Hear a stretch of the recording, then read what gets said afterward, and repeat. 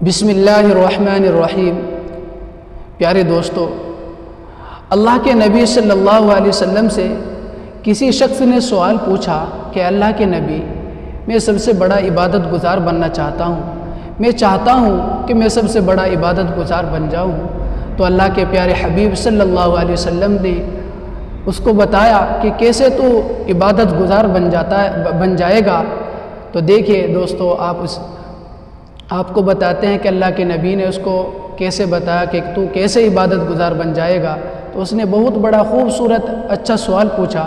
تو اللہ کے نبی صلی اللہ علیہ وسلم نے اس سے فرمایا، اتق المحارمی تکن عابد الناس، کہ تم اپنے آپ کو گناہوں سے بچا لو، تم سب سے بڑے عبادت گزار بن جاؤ گے، تم سب سے بڑے عبادت گزار بن جاؤ گے۔ کیونکہ اگر انسان اپنے آپ کو گناہوں سے بچا لیتا ہے تو اللہ کی مدد بھی اس کے پاس آتی ہے، اللہ اس کے بڑے بڑے کام کو آسان کر دیتا ہے۔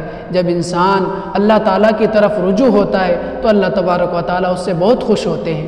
اور اس نے پوچھا کہ میں بڑا عبادت گزار بننا چاہتا ہوں، تو اللہ کے نبی نے اس کو ایسے ہی بتایا کہ تو گناہوں کو چھوڑ دے۔ جو بھی انسان گناہوں کو چھوڑ دیتا ہے، دل سے سچی توبہ کر لیتا ہے، تو وہ سب سے بڑا عبادت گزار بن جاتا ہے۔ نہ تو اس کو نفلی پڑھنے کی ضرورت پڑتی ہے، نہ اس کو کسی ذکر کی ضرورت پڑتی ہے۔ اگر انسان نماز کی پابندی کرتا ہے، اپنے آپ کو گناہوں سے بچاتا ہے، بری چیزوں سے، برے لوگوں سے اپنا آپ کو روکے رکھتا ہے، تو اللہ تبارک و تعالیٰ اس سے بہت خوش ہوتے ہیں۔ نہ تو اپنے ہاتھ سے گناہوں کو سرزد ہونے دیتا، نہ اپنے جسم سے، بلکہ اللہ رب العزت اس کو ہر وقت دیکھتے ہیں کہ انسان کہ یہ کیا گناہ کرتا ہے۔ انسان اگر لوگوں کی نظروں سے چھپ جاتا ہے، لیکن اللہ کی نظروں سے انسان نہیں چھپ سکتا۔ اس لیے میرے دوستو، ہر انسان کو چاہیے کہ اپنے آپ کو گناہوں سے بچائے، کیونکہ یہ اللہ کی دی ہوئی نعمت ہے۔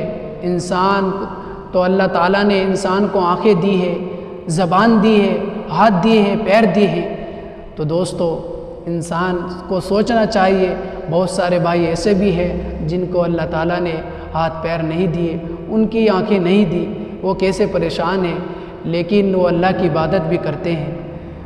تو اس لیے ہم کو اللہ تعالیٰ کا شکر ادا کرنا چاہیے، اے اللہ کہ تو نے مجھ کو ایسی نعمتیں دی ہیں جن کی مجھے کو امید بھی نہیں تھی، ایسی نعمتیں تو نے مجھ کو دی ہے۔ اللہ آپ کا بہت بڑا احسان ہے، بہت بڑا شکر ہے کہ اللہ جو آپ نے مجھ کو ایسی نعمتیں دی ہے۔ اس لیے انسان کو چاہیے کہ نہ تو وہ اپنی آنکھوں سے گناہ کو ہونے دے، نہ اپنے ہاتھوں سے، نہ اپنے پیروں سے، نہ اپنے جسم سے، کسی بھی پورے وجود سے اپنے کو گناہوں سے بچا کے رکھے۔ انسان کیسے سوچتا ہے کہ اللہ نے اس 6 فٹ کے جسم کو مجھ کو دیا ہے، اور انسان اس سے گناہ کرتا ہے، سوچتا ہے کہ اب کر لوں گناہ، آئندہ نہیں کروں گا، لیکن یہ انسان کی غلط سوچ ہے۔ انسان یہ بتایا کہ اگر انسان اگر گناہ کرتا ہے اور وہ گناہ کرتا خود اپنے آپ کو روک لے، تو اللہ تبارک و تعالیٰ اس کو اس سے ثواب بھی دیتے ہیں۔ اگر انسان گناہ کرتا ہے اور گناہ کرنے کی سوچتا بھی ہے، انسان گناہ کرنے کی سوچ بھی لیتا ہے اور اس کی طرف چل بھی دیتا ہے، لیکن دل کے اندر آتا ہے کہ نہیں، ایسا نہیں، تو اللہ تبارک و تعالیٰ اس کے رکنے پر بھی انسان کو ثواب دیتے ہیں۔ کیونکہ نبی علیہ الصلوۃ والسلام کی انسان جو اللہ کے نبی صلی اللہ علیہ وسلم نے کی سنتیں ہیں، انسان ان کی روگردانی نہ کرے۔ انسان جو اللہ کے نبی صلی اللہ علیہ وسلم کی سنتیں ہیں، ان پر اگر انسان چل جائے تو انسان سب سے بڑا عبادت گزار بن جاتا ہے۔ اپنے آپ کو گناہوں سے بچائے اور نیک لوگوں کی صحبت میں بیٹھے۔ ہمیشہ یاد رکھنا چاہیے کہ مجھ کو کیسے آدمیوں کے پاس بیٹھنا ہے اور مجھ کو برے لوگوں سے کیسے رکنا ہے۔ اپنے آپ کو گناہوں سے اور برے لوگوں کی صحبت میں بیٹھنے سے اپنا آپ کو روکے۔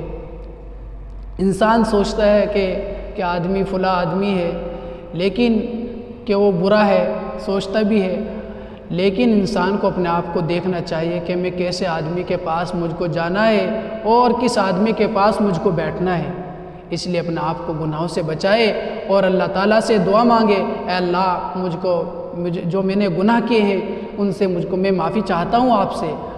تو دوستو ہم کو چاہیے کہ اللہ تعالیٰ سے گناہوں سے معافی مانگے کہ اللہ ہم سب کے گناہوں سے حفاظت فرمائے۔